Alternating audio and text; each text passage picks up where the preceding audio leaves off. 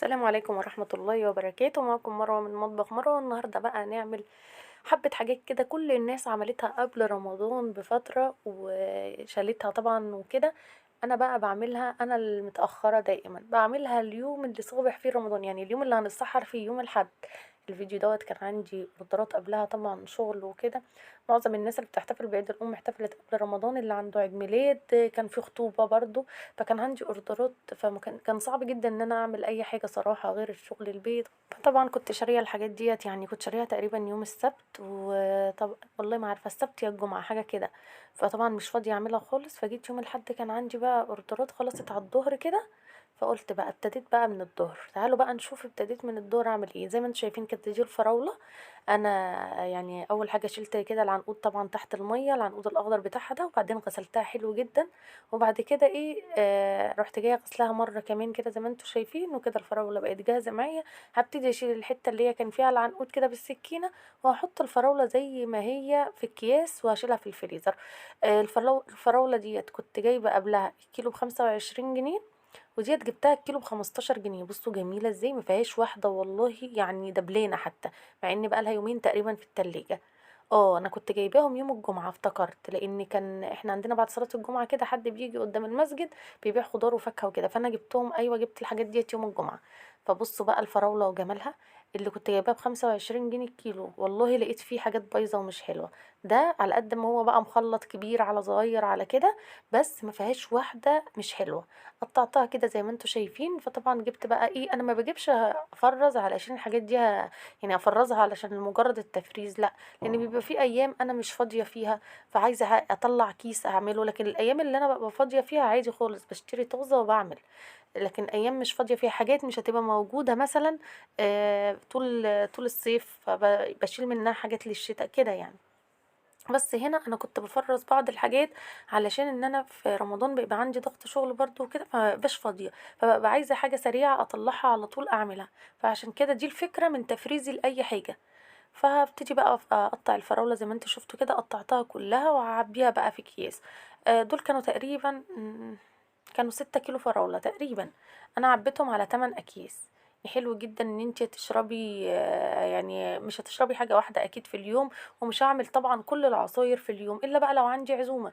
يعني ممكن نعمل نوعين تلاتة او نوعين مع البلح كل يوم، مش يعني نوع بعد الفطار ونوع ونوع على الفطار مع البلح.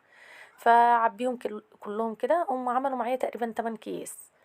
حلو جدا بجد يعني. عملت منهم امبارح على الفطار، كان اول يوم وكان عندي عزومة.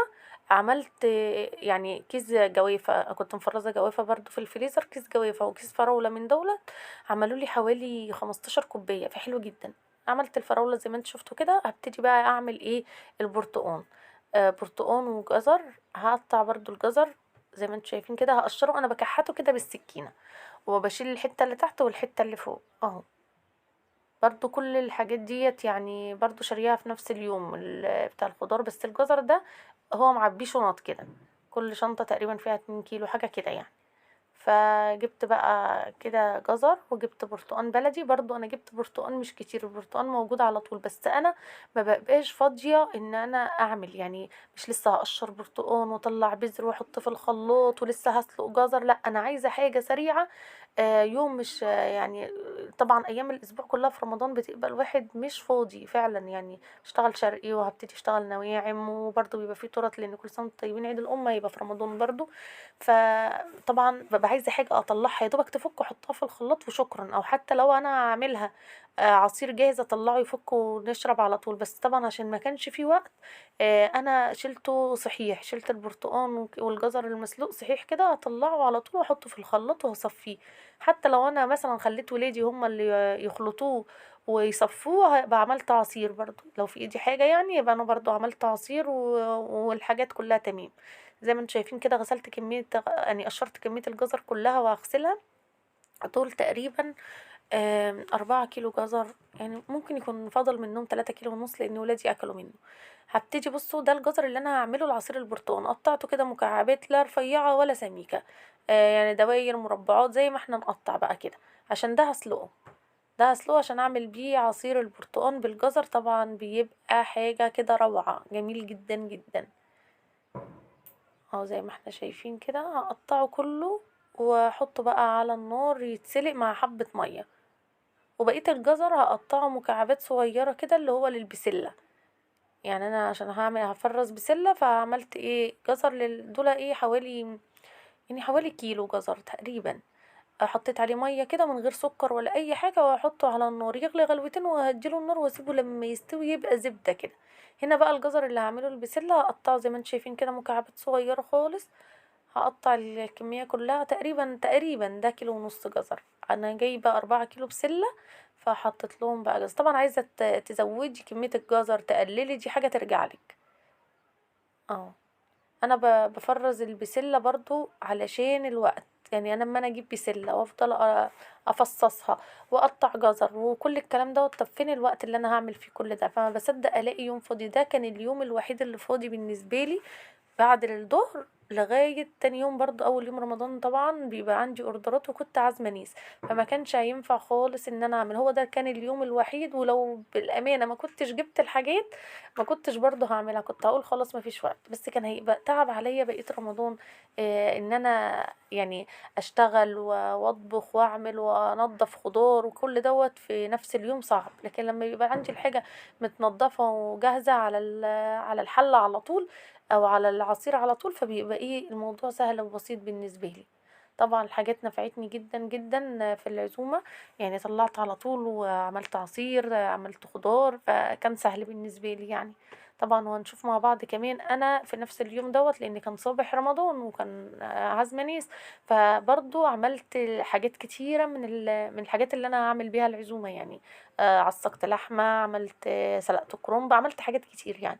ده فيديو طويل شوية، بس فيديو بجد ممتع للناس اللي هي بتحب شغل البيت، او الناس اللي هي ما عندهاش وقت يعني ان هي بتشتغل سواء كانت موظفة او كده، ما عندهاش وقت في رمضان او في غير رمضان. على فكرة الحاجات دي انا بعملها عادي على طول، رمضان او غير رمضان. بفرز حاجات حتى لو الحاجات موجودة في موسمها، بس انا مبقاش فاضية انضف خضار واعمل وكده. فبجيب حاجات يعني ان شاء الله 2 3 كيلو كده يقضوني اسبوعين ولا حاجة، وبعملهم. فالحاجات دي منقذة. لكن الناس اللي مراش حاجة، فأنا يعني شايفة ان عادي يعملوا يوم بيوم، وده عادي جدا.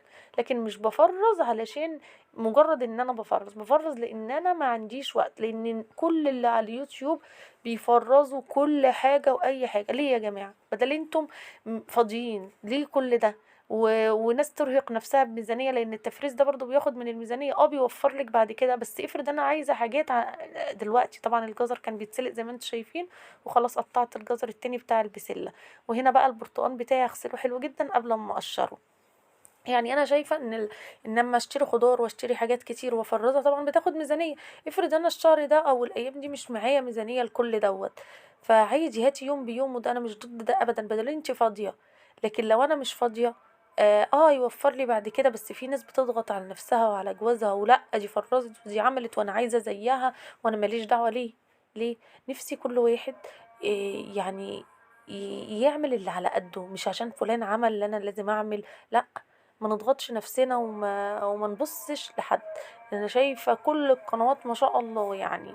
لا، مش كل قناه تعمل حاجه يبقى انت لازم تعمليها. قشر البرتقال ده الجزر اللي عامله للبسله، وقفت لغايه الراجل لما بينادي دوت ما يمشي. مش عارفه اساسا مش هتسمعوا مني حاجه من كتر صوته العالي. زي ما انتم شايفين كده بقشر البرتقال بتاعي كله كده. بشيل بس اللي هي بتبقى برضو القشره البيضه كده اللي بتبقى على البرتقانيه من بره. ده برتقال بلدي عادي. دول كانوا 2 كيلو ونص تقريبا. هم يقضوني ان شاء الله. الحاجات اللي انا جبتها دي هتقضيني طول شهر رمضان. طبعا غير في خروب وصوبيا وتمر وكركديه والبلح. فحلو قوي عصير البرتقال والفراوله، وعندي جوافه ومانجا في الفريزر. فحلو قوي كده يعني. دول هيقضوني ان شاء الله طول الشهر. فما جبتش حاجات تقضيني السنه كلها، وجبت حاجات تقضيني الشهر بس. البسله بس اللي هي طبعا يعني ممكن اعمل منها مره ولا اتنين في رمضان، والباقي هيفضل معايا يعني بعد رمضان ان شاء الله. فجبت الحاجات اللي يعني اللي ينفع استخدمها يعني. حتى يعني ما جبتش لا سبانخ ولا قلقاس ولا حاجات من دي. فقلت يعني في اوائل رمضان كده بشتغل شرقي، يعني ممكن يبقى عندي وقت بالليل قبل السحور يعني بعد الفطار كده. فقلت بقى اجيب سبانخ وقلقاس، لان ما بيبقوش موجودين، بس ايه في الصيف بس مش عشان حاجة. واجيب برضو كميات مش كبيرة، لان صراحة السنة دي كل الخضار اللي كنت مفرزاه الحمد لله رميته في الزبالة. الفريزر بتاعي باظ من كتر قطع الكهرباء، والكهرباء قطعت مرة عندي، مرة قطعت يومين متواصلين، ومرة تانية بعدها قطعت يومين متواصلين، والفريزر بتاعي باظ. يعني تقريبا قعد يومين لغاية ما جم الصيانة، فالحاجات كلها كانت خلاص باظت فرميتها. فمش عايزة افرز كميات علشان ما يحصليش. بصوا كل لما اجي امنتج حد يجيلي ابني ينادي، مش بصوا يعني واحد مش عارف. فزي ما قلت لكم بقى نرجع للفيديو. زي ما قلت لكم برضو انا مش عايزه افرز كميات، لان انا كنت بفرز برضو كتير. مش عايزه افرز كميات علشان لا قدر الله ان حصلت وباظت الكهرباء كل شويه بتقطع، مش عارفه ليه اساسا. فيعني لا مش زي الاول، يعني الواحد يحط الحاجه ومطمن، وبعدين الحاجه دلوقتي اساسا ما بقتش رخيصه يعني. فبفرز بحيث ان يبقى عندي مكان لو حصلت اي دروب انقلهم في الفريزر التلاجة فياخدهم يعني، وعادي مش هيبقى عندي اي مشكلة. حصل حاجة هنا يبقى اتنقلوا هنا وهكذا.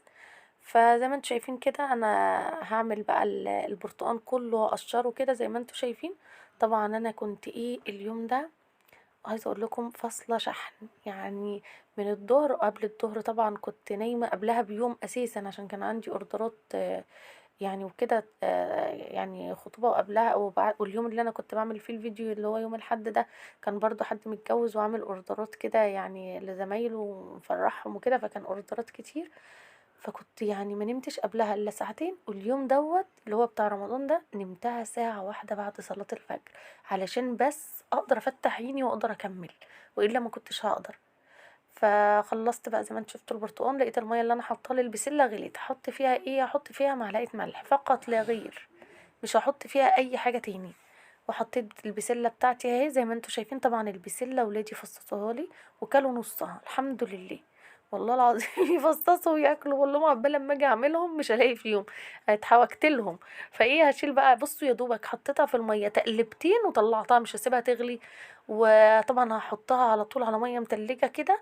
الميه اساسا كانت ساقعه جدا اليوم ده، اساسا كانت الدنيا ساقعه اول يوم رمضان ده، اليوم اللي قبله من بالليل كده كان الجو ساقع. زي ما انتم شايفين كده صفيتهم بقى.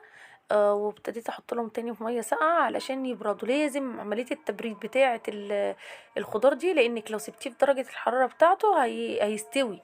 هنا بقى الميه بقيت البسله دي حطيت فيها الجزر بتاعي اهو. الجزر التاني اللي انا بعمله البرتقال بصوا كان استوى، بس انا عايزاه يعني يستوي اكتر من كده، فسبته هديت عليه النار زي ما انا مهدياها عادي، وسايباه بقى على راحته. هنا الجزر بتاع البسله اهو زي ما انتوا شايفين كده برضو هخليه يعني يتقلب تقلبتين كده وهطلعه على طول اهو.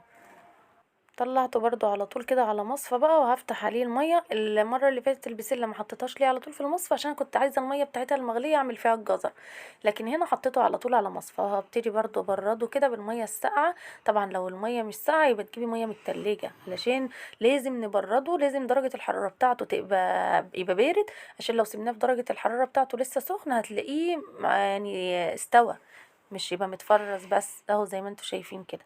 خلاص كده بقى بارد خالص، هسيبه بقى يتصفى. وحطيت برضو البسلة في مصفى، هسيبها تتصفى بقى خالص عشان اعبيهم.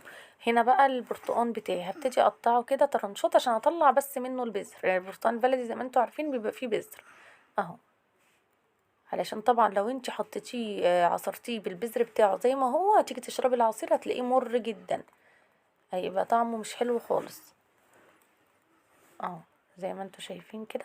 معلش الواحد هيتعب يوم بس هترتاحي وهتحسي بالفرق بجد بجد، بالذات بالنسبة للناس اللي شغالة هتحسي بالفرق جدا. وانتي بتشتغلي بقية الايام هتلاقي نفسك ده ما وراكيش حاجة، ده اليوم فاضي، تقدري تقري القرآن، تقدري تصلي، تقدري تعملي كل اللي وراكي، تقدري تنامي شوية بدري بعد التراويح علشان تقدري تصحي للسحور فايقة، يعني تقدري تعملي حاجات كتير لما تبقي مرتبة يومك وبتبقى عندك. طبعا دي للناس اللي بتشتغل، او برضو للناس اللي بتحب تريح نفسها شوية في رمضان وبيبقى عندها عزايم كتير، فدوت طبعا هيوفر عليكي وقت كبير جدا.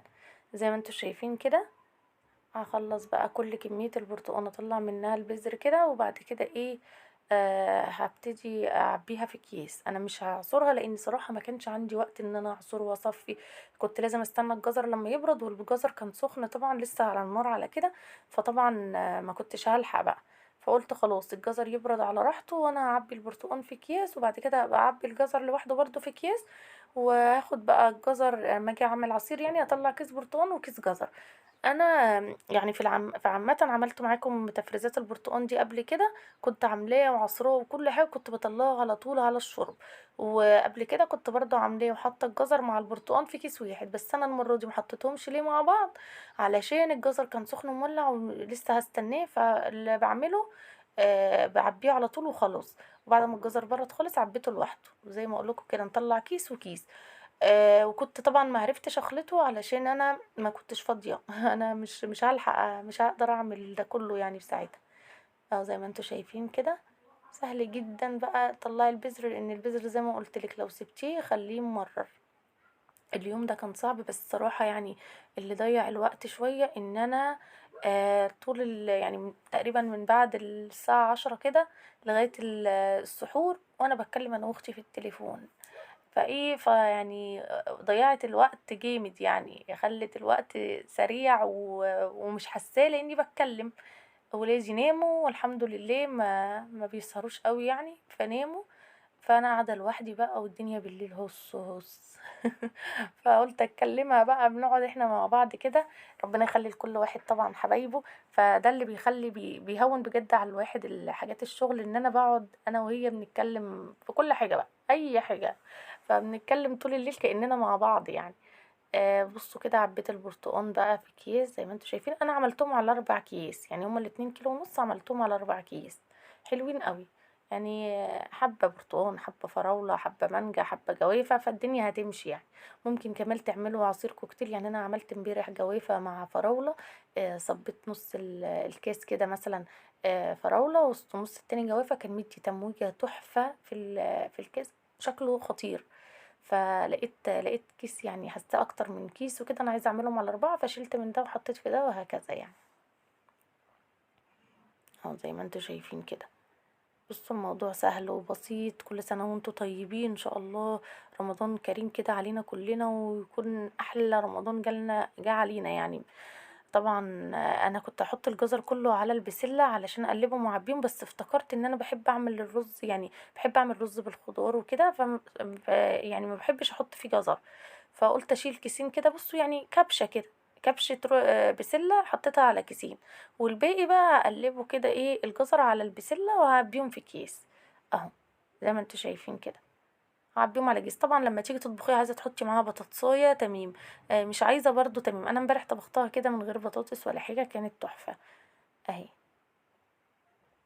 زي ما انتوا شايفين كده. طبعا انا كان نفسي انزل لكم الفيديو دوت اللي هو اليوم، اللي هو يعني امبارح او اليوم رمضان، بس فين، انا كنت ضايعه، انا كنت بقالي 3 ايام ما نمتش.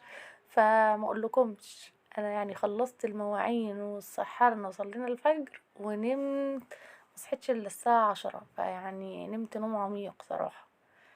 اهو زي ما انتوا شايفين كده البسله بقى عبيتها في اكياس.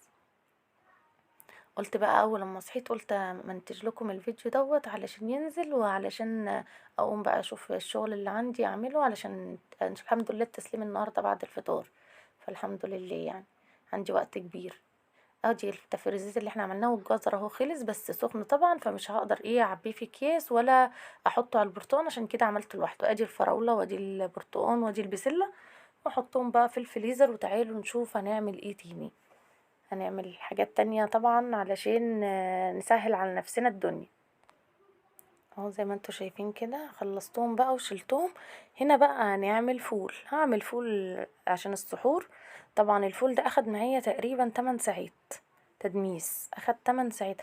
هو خلص يعني تقريبا على الساعة، تقريبا اخد 8 ساعات، تقريبا خلص على الساعة 10 بالليل كده.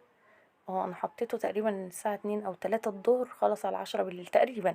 بصوا الفول انا لا بنقعه ولا بعمل له اي حاجة. الفول كل اللي انا بعمله ان انا بغسله. طبعا تجيب الفولة البلدي الحلوة ديت الفاتحة الصغيرة مش الكبيرة زي ما انتوا شايفين كده. طبعا ده حد كان واقف جنبي من عيالي، محمد ابني واقف جنبي اهو فهغسله، غسلته بس كده وحطيته في الحلة. طبعا بغلي ميه في الكتل عشان ايه ازود. عايزه اقول لكم ان انا ما بنقعوش يعني، بس اللي عايز ينقعه ينقعه عادي خالص، بس ما تنقعوش وقت كتير. اهم حاجه يعني اكتر وقت ممكن تنقعي 6 ساعات، مش تنقعيه وقت كبير وبعد كده هتلاقي القشره بتاعته جلدت كده وانت اما تعمليه مش حلو. ده تمن فول مدشوش، تمن يعني كيلو الفول حطيت عليه تمن فول مدشوش. مش وهحط له كده ليمونه، هقطعها نصين بس وهحطها زي ما هي نصين كده، بس اطلع منها البذر. واحط له ميه مغليه وهسيبه بقى على النار يغلي غلوتين، واول لما يغلي كده ويبقبق هروح مهدياله النور زي الشمعة كده، يعني هخلي النار هاديه جدا جدا جدا اهو زي ما انتوا شايفين كده. ده فول العربيات بقى اللي هو ايه ما فيهوش اي حاجه. هنا بقى حطيت الفول على النار، وهنا بقى قلت اسيح زبده كده علشان ما لقيتش عندي سمنه، فاسيح زبده عشان اعمل بيها الاكل اهو زي ما انتوا شايفين كده.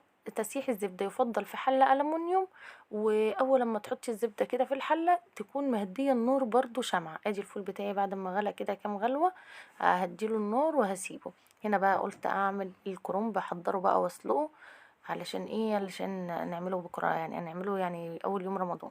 زي ما انتوا شايفين كده، طبعا عملت لكم فيديو قبل كده عن محشي الكرنب بس وبالتفصيل الممل. حاطه ميه بتغلي على النار فيها ملح وسكر وكمون، وبقطع الكرنب بتاعي زي ما انتوا شايفين كده ايه بخلعه ورقه ورقه اهو بالراحه وانتي بتخلعيه علشان ايه ما يحصلوش حاجه. ادي الفول وادي الزبده بيتعملوا على النار. واحط بقى بعد ما الميه غلت كويس جدا اللي حاطين فيها ايه ملح وسكر وكمون، هحط بقى الكرنب بتاعي وبالراحه كده واحده واحده ما تضغطيش عليه، هو هيدبل من الميه وبعد كده ايه تبتدي تنزليه. طب لو انا عايزه افرز الكرنب بتاعي، دول كانوا كرنبتين وانا صراحه ما عملتش غير كرنبه واحده والتانية شلتها في الفريزر، قطعتها وسبتها تتصفى كويس جدا من الميه وعبيتها في اطباق او اكياس تلاجة وحطيتها في الفريزر علشان لو احتجتها في اي وقت تاني يبقى عندي كده ايه كرنبه متفرزه اهو زي ما احنا شايفين كده. بعد ما دبل ده عملته كده بالمعلقه يا دوبك نزل، وهقلبه بصوا يا دوبك يدبل واقلبه على الناحيه التانية دقيقه ودقيقه، يعني يا دوبك كده ما بياخدش وقت. وهنا طبعا ميه على طول متلجه من الحنفيه وانزل فيها الكرنب، عشان قلنا التبريد ليه؟ علشان الحاجه لو سيبناها لسه في درجه حرارتها ما بردناش كويس جدا بتستوي عن اللي انت عاملاه. يعني انت مثلا مسوياها مدبلاه بس هتلاقيه استوى، فببرده كويس جدا وبغسله بمصفى كده واروح جايه ايه شايلاه وحطاه فيها اهو زي ما احنا شايفين كده. هسلق الكرنب بتاعي كله بنفس الطريقه. انا مرضتش يعني اطول معاكم في حكايه الكرنب ديت لان انا لسه عامله لكم فيديو مفصل عنه، هتدخلوا هتلاقوها عندي على القناه من الفيديوهات الاخيره لسه منزليها. زي ما انتوا شايفين كده انا بشيل اللي هي العرق اللي في النص بتاع الكرنبه وبلف رول وبقطعه كده، والحته اللي هي بتبقى متنفعش تلف رول بقطعها زي ما انتوا شايفين كده قطع واهي، وبفردها كده عادي خالص اهي، بقطعها كذا قطعه كده وبحطها.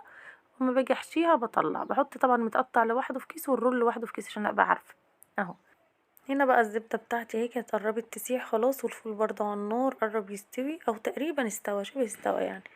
هيبقى اقلب فيها من وقت للتاني زي ما انتوا شايفين كده علشان ما تلسعش منكم من تحت، والنار شمعة. بصوا الفول بتاعي كهرمان، بصوا بدوس عليه زبدة بجد رهيب ولونه حلو جدا جدا. بصوا بقى غطيته طبعا وسبته بقى يكمل تسويه، والزبدة بتاعتي كانت خلاص اهي ساحت تقريبا، كانت خلاص يعني. بصوا ما تستعجلوش عليه اوعوا تعلوا النار وتقولوا دي اخدت وقت، لا انت لا تسيحي زبده تبقي في المطبخ بتعملي اي شغل تاني عشان ما تنسيش عنها. من وقت للتاني بنقلب فيها هي كده تمام ساحت وتمام جدا. طبعا هي ساحت وطفيت عليها وسبتها بس عشان المرطه بتاعتها تركز في القعر كده، وبعد كده ايه اصفيها. هنا عندي ديت حبه ميه كده وحطيت عليهم معلقتين كبار نشا، معلقتين كبار نشا مليانين كده، دوت السر بتاع الفول بتاع بره. وهحطه مباشرة على الفول وهقلب فيه حلو جدا، هقلبه حلو جدا عشان النشا ما يكتلش. هفضل اقلب في الفول بتاعي، ده مادة الربط بتاعة الفول.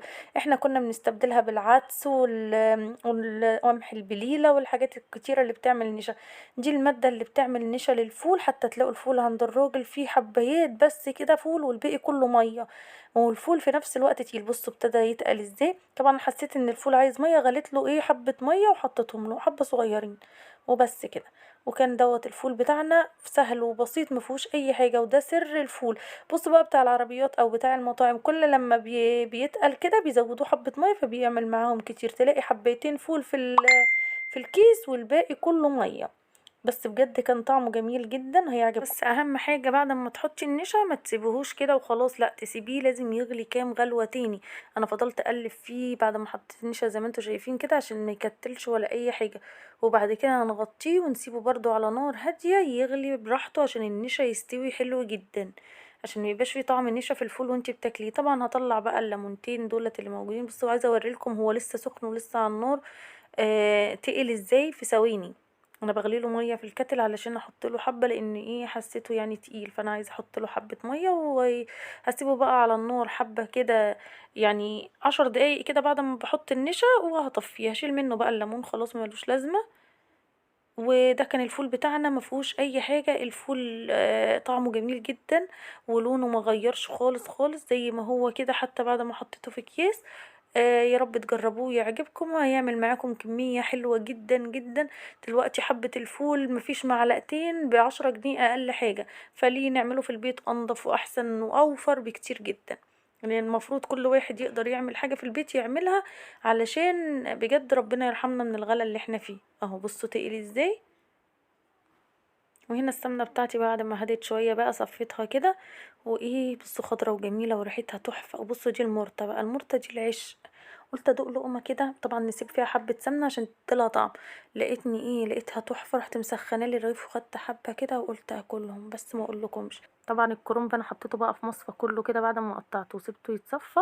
هحشي منه اللي هحشيه والباقي هشيله في اكياس يكون متصفى خالص في الفريزر زي ما قلت لكم. هنا بقى الطماطم بتاعتي هقطعها كده، بشيل بس الحته الخضرا اللي فوق ديت، وهقطعها علشان هعمل منها تسبيكه الخضار وهعمل منها المحشي. زي ما انتم شايفين اهي الحله بقى حطيت سمنه واحط حبه زيت وهحط عليها الطماطم مباشره. طبعا اللي متابعني عارف ان دي طريقتي في تسبيكه المحشي، طريقه تحفه.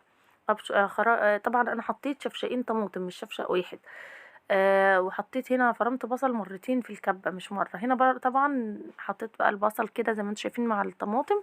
وهنا هقطع بصل مكعبات كده عشان هعمل بيه تسبيكة الخضار.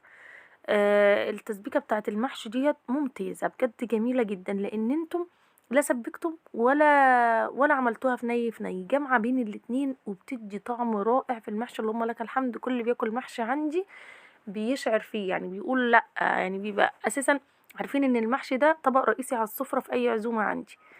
زي ما انتم شايفين كده بقى هسيبها تتسبك براحتها خالص. وحطيت البصلة الناحية التانية علشان احمرها، حطيت لها حتة سمنة كده وهحمرها بقى ايه، مش هحمرها، هخلي البصلة بس لونها دهبي فاتح كده، وبعدين هنزل عليها بالطماطم. اهي البصلة بتاعتي لونها دهبي فاتح، فنزلت عليها بعصير الطماطم، طماطم خلطها من غير ولا صفيها ولا اي حاجه، سواء للمحشي او للتسبيكه بتاعه الخضار. وهنا بفرم كميه من البصل كده واحط لها ملح واحط لها برده سمنه عشان هعصج اللحمه بتاعتي. البصل ده انا فرماه في الكبه ناعم، انا بحب البصل بتاع اللحمه المعصجه يكون ناعم كده ومفروم في الكبه. اهو زي ما انتم شايفين كده انا هعصج كيلو واحد لحمه بس. فحطيت هنا البصل وهسيبه بقى ايه يسخن بس كده شويه، وهديله النار ومن وقت للتاني هقعد اقلب فيه. طبعا اهي التسبيكه بتاعه الخضار وتسبيكه المحشي الاتنين شغالين. حطيت لديت معلقه سكر ولديت معلقه سكر عشان الحموضه بتاعه الطماطم. وهنا اللحمه بتاعتي مهديه لها النار ومن وقت للتاني كده بقلب فيها لغايه لما تدبل. اهي دول طفيت عليهم خلاص، تسبيكة المحشي وتسبيكة الخضار طفيت عليهم. وهنا اللحمة المتعصجة حطيت بقى اللحمة بتاعتي وهقلبها. طبعا البصل لما يدبل قوي كده نحط اللحمة علشان مش عايزين ان احنا نحمر، احنا عايزينه يدبل بس. طبعا بيدي تسكيرة حلوة جدا جدا كده للعصاج وبيبقى طعمه جميل. خلاص كده هقلب اللحمة، اول لما احسها كده فلفلت مع البصل هحط لها بقى الملح بتاعها. انا حاطه ملح في البصله، فهشوف بقى اشوف ملحها كده مظبوط ولا عايز ملح تاني. هاحط لها فلفل اسمر وبهارات لحمه وبس. انا بحب احط في تعصيجة اللحمه جوز الطيب، بس اقلب اعدل ما لقيتش جوز الطيب تقريبا هي خلصت، فانا ما جبتش، فخلاص ما هجيب فين دلوقتي انتهينا خلاص. فعملتها فلفل اسمر وبهارات لحمه. وبهارات اللحمه على فكره بيبقى فيها جوز الطيب، يبقى فلفل اسمر وبهارات لحمه وملح عشان لو حد ما عندوش زي عادي خالص. وحطيت معلقه قرفه صغيره تدي طعم فظيع. زي ما انتوا شايفين كده، واقلبها كويس جدا. وخلاص بقى يعني اول لما العصاج بتاعي يبقى تمام هطفي عليه النار. وخلاص كده عصجنا اللحمه وسبكنا تسبيكه المحشي وتسبيكه الخضار، يعني انجزنا شغل كتير وقطعنا الكرنب وسلقناه وكل حاجه تمام. هنعمل بقى ايه دلوقتي مع بعض؟ هنعمل العصاير اللي احنا نشربها اول يوم رمضان واللي بتحتاج وقت عشان تبرد او وقت علشان